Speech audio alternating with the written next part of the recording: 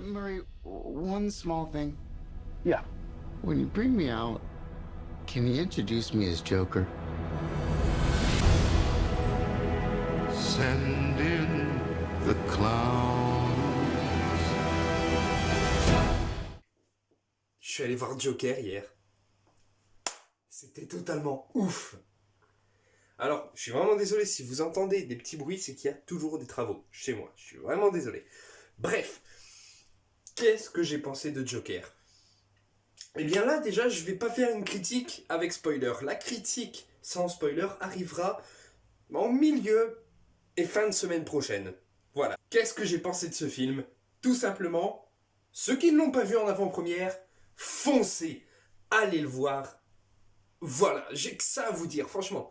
Que vous soyez fan du Joker ou que vous vous en foutez complètement du Joker, je vous conseille ce film parce que ce n'est pas un film concrètement sur le Joker. Hop, le petit placement de produit des familles. C'est pas du tout un placement de produit, hein, j'ai juste soif, c'est tout. On sait jamais, il y en a certains qui pourraient dire. Hein. Franchement, j'ai l'impression que Todd Phillips a plutôt voulu faire son film psychologique et on lui a dit, bah tiens, on aimerait faire un film sur le Joker. Et il s'est dit, bah j'ai envie de faire un film psychologique, vous me proposez un film sur le Joker, on va allier les deux. Voilà. Qu'est-ce que j'ai pensé de ce film ? Joaquin Phoenix, incroyable. Énorme. Franchement, impressionnant. Alors il faut savoir, je l'ai vu en VF, mais sauf que je vais aller le revoir, donc le jour de sa sortie, en VO sous-titré. Mais pourquoi est-ce que je dis la prestation de Joaquin Phoenix est énorme alors que je l'ai vu en VF ? Les expressions sur le visage. Mon Dieu, mon Dieu, mon Dieu, mais... Avec Joaquin Phoenix, rien qu'un petit sourire veut raconter tellement de choses. Un regard suffit pour raconter une histoire. C'est peut-être mieux là, non, dans la lumière. Vous savez quoi ? Il y a même son rire de VO est gardé en VF. Voilà.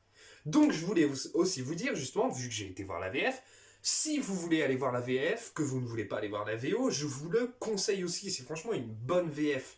Ce qui est perturbant, c'est que celui qui fait la voix du Joker en VF, c'est exactement le même comédien de doublage qui fait la voix de Batman dans Batman vs Superman. Donc ça a été perturbant en fait.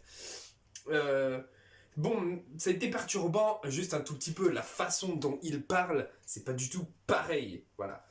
Et aussi, il n'y aura pas de comparaison avec Heath Ledger, tout simplement parce que les deux nous ont proposé un Joker totalement différent. Déjà, l'histoire n'est pas du tout la même. Ils ne vivent pas à la même époque, ils ne vivent pas dans le même monde. Ce qui leur est arrivé n'est pas la même. On ne sait pas ce qui est arrivé à Heath Ledger pour qu'il devienne le Joker. Alors que là, on sait ce qui est arrivé à Joaquin Phoenix pour que Arthur Fleck devienne le Joker. D'ailleurs, il y a un petit truc qui me perturbe. Arthur Fleck. Dans Arthur, tu retires le Rthur, R-T-H-U-R, ça fait A, Fleck, comme Ben Affleck. Y'a que moi qui ai remarqué ça, y'a que moi qui est perturbé par ça, ou bien... Bref, franchement, oui, ce film est vraiment excellent. La réalisation est tout simplement magistrale, chaque plan est magistral. Et là, c'est pas un spoiler que je vais vous dire, mais... D'habitude, quand il y a un film, bien sûr, il y a un personnage principal. Mais on ne voit pas tout le temps ce personnage dans tous les plans, quoi. Sauf que là, le Joker, on le voit dans toutes les scènes. Dans tous les plans, on le voit. Enfin, je ne vous mens pas. Ceux qui ont vu le film et ceux qui vont voir cette vidéo après avoir vu le film le jour de sa sortie, vous allez vous dire, mais oui, c'est vrai. Et je ne vous mens pas, ce n'est pas une exagération.